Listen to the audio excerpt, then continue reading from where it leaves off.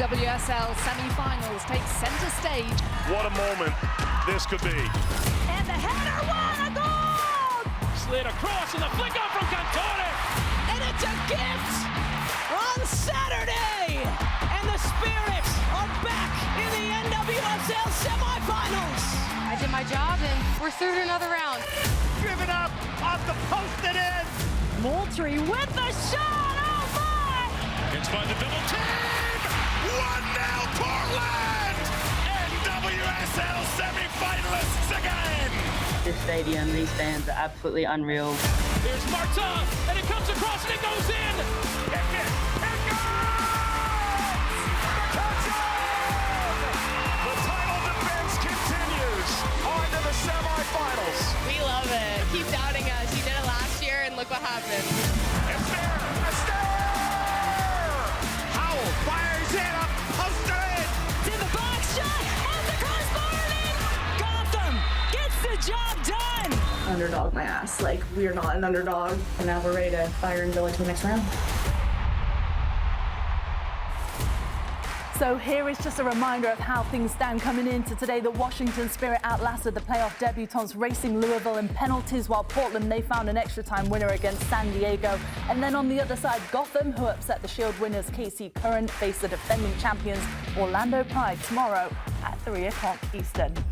And welcome along, everybody, to Attacking Third, presented by Tylenol, the official pain reliever of the National Women's Soccer League. I'm Poppy Miller, alongside three greats of the game, the 2018 NWSL champion, Darian Jenkins. Let's go. Former Angel City captain and two-time WPS champion Ali Riley as well. Okay. There she is. Two-time NWSL champion and two-time World Cup winner, Kelley O'Hara. No big deal. No big deal. I'm glad you went last. And Ali, how about the last couple of weeks for you? How crazy has it been? 2 weeks ago you retired, right? And now you've done a full week of Women's Champions League, and now here you are doing NWSL. Hey, it is so cool to have found my new team Let's go. here. And I was a little bit sad about the first round of playoffs, but now today, semifinal, I am locked in and ready to go. Kelley's also pumped. Oh, I'm so excited. She's so pumped. I literally was just like, girls, we're about to watch a semifinal match, and whoever wins this is going to be in the finals. They have a chance at a championship. This is what you want as a player. This is what you dream of. This is what you train for. You play for everything. Today is that day. And I feel like excited. we're going into a game. No, like, I that was a good pep talk.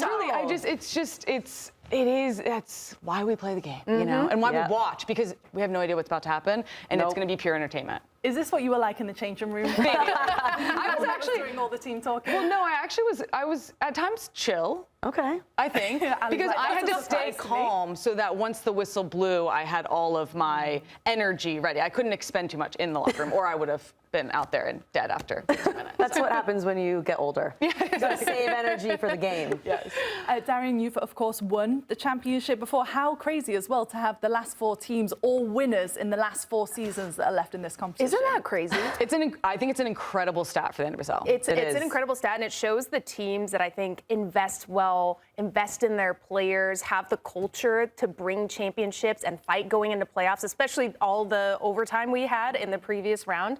I think it's huge, and I'm just excited to see these players. I mean, like Kelley said at the beginning, this is what you dream of, this is what you work for, and both of these teams going into extra time, Spirit going into penalties, you have that muscle of not wanting to do that again. And so I think both these teams are going to come out swinging in the first couple minutes. I mean, we've seen the KC Current be knocked out already. Obviously today, though, does it feel more difficult to pick a favorite in this game, Ali? Absolutely. I am not sure who is going to win. I don't have my crystal ball for this game because I'm feeling like it's going to be kind of a chess match. Both of these teams have so much talent, but that midfield matchup will be very, very interesting.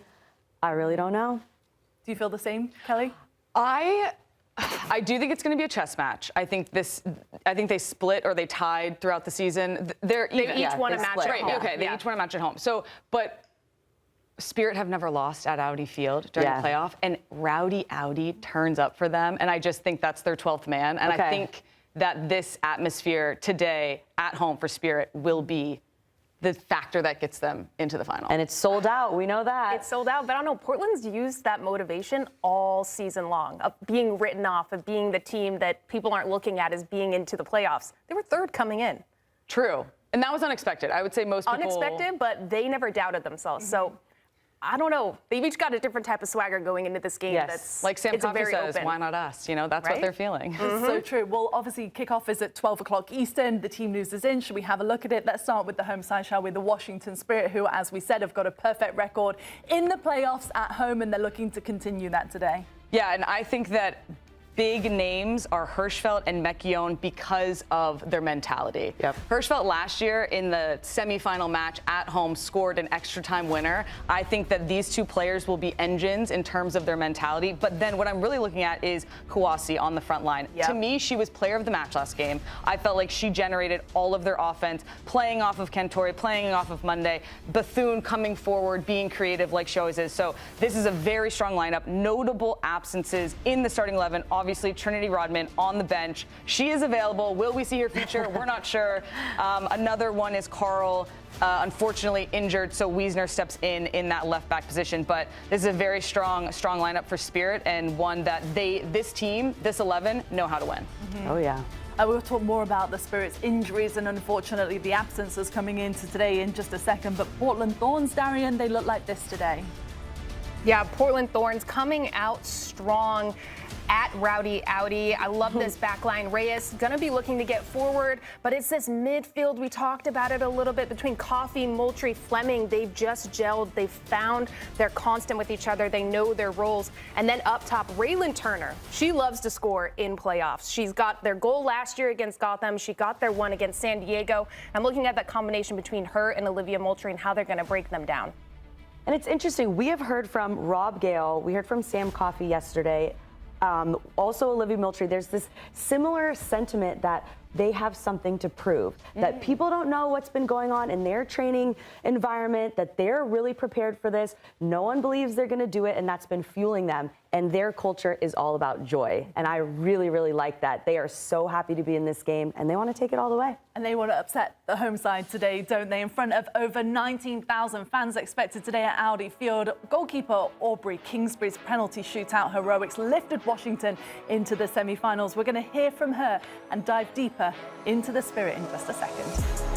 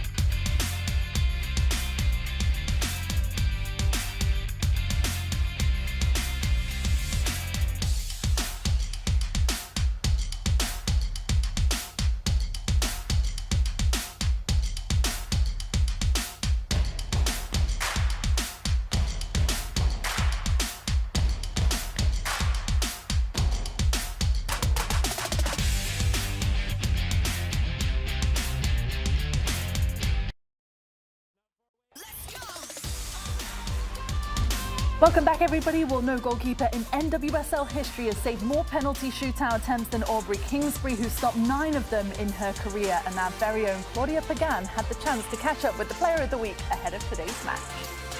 Well, Aubrey, win and advance or lose and stay home, and the season is over. So when you're in a high-pressure situation like this, what is your mentality like coming into a game like this? Just focusing on all the things we've been doing throughout the entire season.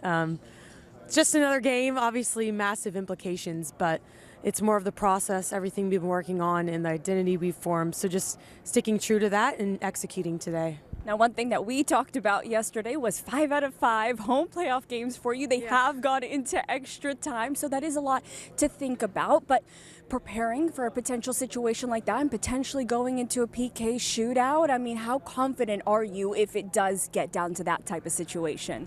I know we can pull through no matter what happens. Any situation, we've come back, we're resilient, we're gritty. So we know we have what it takes, but hopefully we make things a little easier today. Well, thank you, Aubrey. Good luck today. Thank you. Well, Aubrey, she has just been at the top of all drama lately, hasn't she, Kelley, with her theatrics and heroics when it comes to penalty shootouts? Yeah, the fact that she said, Claudia asking her if it goes to PKs, how do you feel? And she was like, good, but hopefully it doesn't get to that. The pressure that she must have as a keeper. But the fact that she is so successful, potentially one of the most successful keepers in the NWSL history when it comes to PK. So if I'm Portland, I'm trying to wrap this game up before it gets to that because Spirit have the edge when it comes to PKs. Yeah. Would you be feeling the same? Would you be thinking, if this goes to penalties, history has shown us that it's not going to go our way with how well they've done in penalty shootouts? I think with Aubrey being called the penalty hero right now, it definitely, there's a mental edge there. And we know that with penalties, your psychology has a huge role in it. You agree, Darian? Oh, yeah, completely. Especially, you have to think about when they went into penalties, they played, 145 minutes? Because we know with VAR, it's a lot of stoppage time in the NWSL lately. So mental fatigue, the physical fatigue, and she just reads player body language so well. And, of course, when you step up to take a penalty and you know, oh, my God, she saves nearly every single one that's taken on her, it's a scary factor to go in against. So if you're Portland, you do not want it to go to penalties. Right. Washington Spirit, on the other hand, though, they've had a lot of injuries to deal with, haven't they? And we'll see that today with the players that they have out. And obviously Trinity Rodman, we saw that she's available to come in off the bench. But Gabrielle Carl as well, Liza Jesse and Ula Sarr is out with a back injury. This is worrying, isn't it, for the Washington Spirit? But they've done well coping with injuries throughout the entire season. Yeah, I think it's a credit. When you look at the teams, I mean, Portland also has dealt with a ton of injuries. But, I mean, Gabby Carl is a huge one to me. I think she's one of those players that doesn't get recognized for the work that she does. Even on the attack as well as defense, she's very good 1v1. She connects the lines really well. They're really going to miss her. Very reliable, very consistent. But it's a big testament to the Spirit with all the injuries they've had, the coaching change. They have stayed constant throughout the year. Maybe they've had their little dips, but this team very much trusts and relies on their depth. And I think Adrian Gonzalez has done a really, really immaculate job in giving them that confidence. So I don't think that their level is going to drop in anyway. And then when you have the fear of Trinity Rodman possibly coming in the last 10 minutes of the game, they've got it.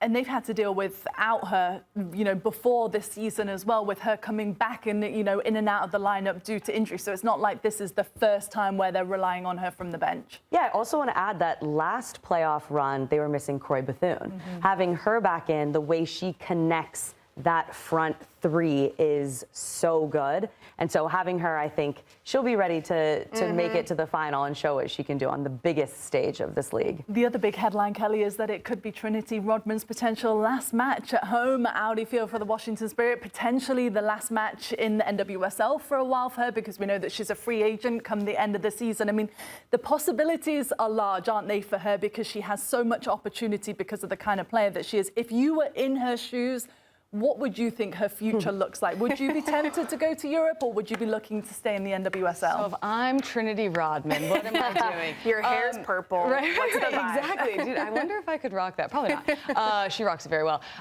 What would I be looking to do? Honestly, I'd be looking at, okay, where's my game at right now? What do I want my future to look like? Where do I want to go? What things do I want to achieve? Do I want to go overseas, potentially play a different system, be taken out of my comfort zone, which is the NWSL, ahead of a World Cup year? There's a lot of things to consider. Do I want to stay home? I was somebody who never went over to Europe. I stayed in the NWSL, and I made it work and was successful in doing that. But it really does come down to player choice and what they're looking to get out of their playing years and what they want moving forward. Were you ever tempted to go to Europe, by the way? Yeah, I was. I considered it. But ultimately, when you're making this type of decision, I assume, at least I did, I make a pro and con list. And there are multiple things that go on those lists, right? So you have to weigh them accordingly. I think for Trinity, one of probably the biggest things is her salary. There's a salary cap in the NWSL. So for her to consider going to Europe, she has the opportunity to make more money over there, full stop. And if that is, a big priority for her, that's a consideration. But I think that there's ways that she can stay here and make a good amount of money. The salary cap is increasing, but ultimately it's up to her and what she wants out of her career. I mean, obviously the NWSL would love to keep her. Jessica Berman would love to have her. She's one of the biggest names in football right now, isn't she, Ali? You, on the other hand, you and Darian, you went and played over in Europe and kind of took a break from the NWSL. Do you think that that's what Trinity should consider? If you were her, would you feel differently having played in Europe? I think Kelley listed so many reasons why Europe is calling. And when you were considering going, it wasn't even the type of money and the type of resources that we're seeing now. I think it will come down to, like Kelley says, what she wants. Because even if an NWSL team, even if the salary cap gets changed, and there is a lot of money on the table here, in Europe, there's Champions League. You're playing with different other top international players. And you have the chance to play for clubs that have this reputation and tradition that we're still a young league here. We can't compete with that. And I know that was something that was a draw for Alyssa as well. I think Alyssa's move really kicked off this conversation, made it a very hot topic at the end of the season. But this is a really, really good time for her to go, I think. And she would be even bigger than she is now, because that would be this global market, and it's heading into the Women's World Cup. So I'm very interested to see what she decides to do. Reportedly in talks with 3 WSL teams already. Where do you fall, Darian? Oh, I say go to Europe. No, really, anytime I talk to especially younger players, you get paid to play soccer. This is your dream. Why would you not go travel the world, live in a new country, grow up, experience a new culture, learn a new language, grow in your game, because it's such a different style of play, the pressure, the physicality, the technical aspects of the game.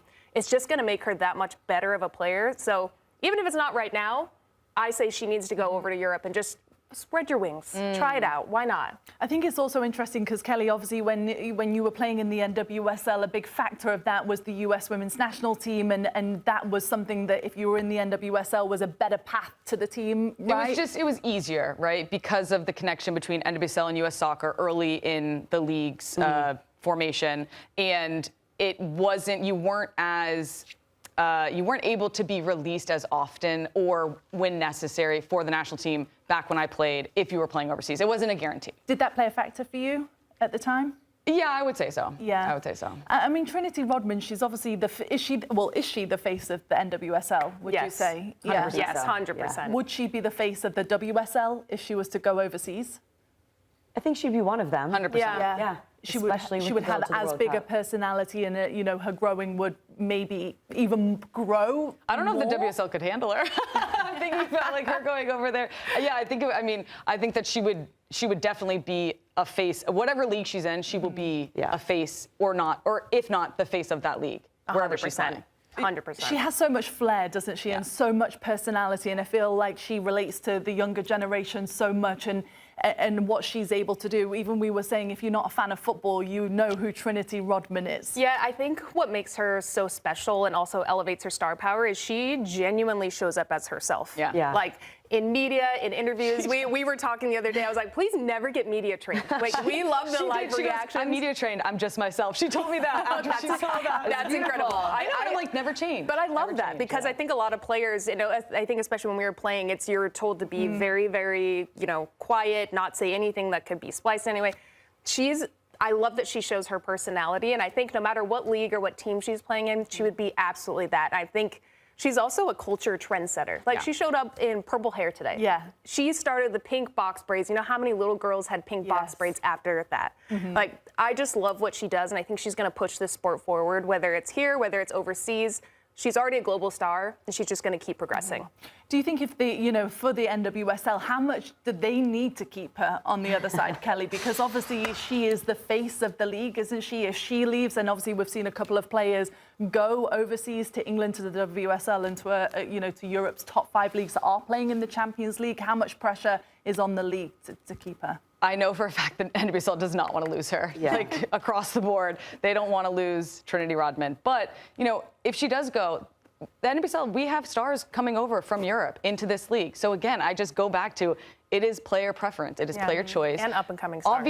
Obviously, the NWSL doesn't want to lose her. But if they do, it will be okay, I think. So you say stay and you two say go, right? I say do whatever you want. Yeah. I'm all for do whatever you want. Yes. But if you were in her shoes, you would maybe stay? Well, I did stay, so it's like, I'm out. I don't know. Darian's like, where's the plane? Yeah, come on, where are we going? Come on, Michelle King, where are we going? My ticket, my passport's ready. It's it doesn't expire for 10 years. Let's go. Yeah, exactly. Well, first of all, obviously a huge game today, isn't it? Which all her focus is going to be on. The Portland Thorns, on the other hand, they have a record 10th trip to the NWSL Semi-Finals today, following their own extra time magic. We're going to have more on the 3-time champions after this short break.